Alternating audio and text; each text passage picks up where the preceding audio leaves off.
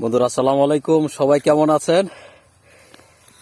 এই সে আমাদের পল্লী গ্রামের মাটির যে গ্রান, মাটির যে স্বাদ, সেটা আমরা যারা পল্লী গ্রামে আসি তারাই আমরা বুঝতে পারি।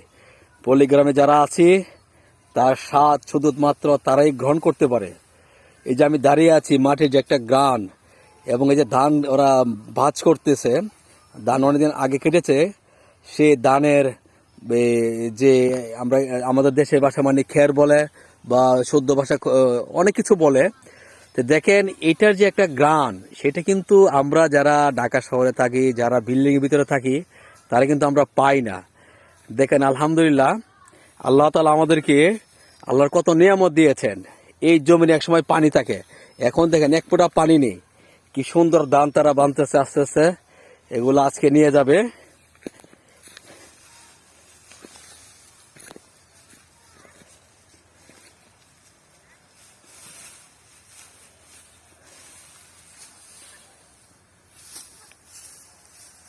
আমাদের প্রিয় গ্রাম আমাদের প্রিয় মাতৃভূমি, আমার সেই রামদি গ্রাম,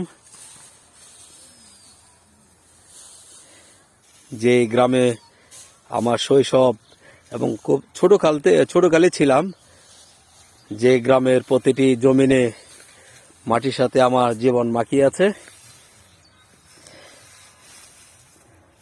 এবার ধান কেমন হয়েছে? বেশি হয়েছে না, কেমন হইলো ধান এবার? হয়েছে মোটামুটি ভালোই হয়েছে। মানে মোটামুটি হইলো কেন, মানে বেশি হয় নাই কেন?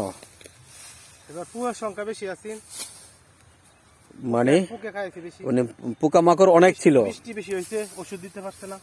বন্ধুরা আসলে এবার আমাদের অন্যান্য বছরের তুলনায় এবার প্রচুর বৃষ্টি হয়েছে। বৃষ্টি মানে অতিবৃষ্টি হওয়ার কারণে আমাদের এবার ধানের অনেক ক্ষতি হয়েছে।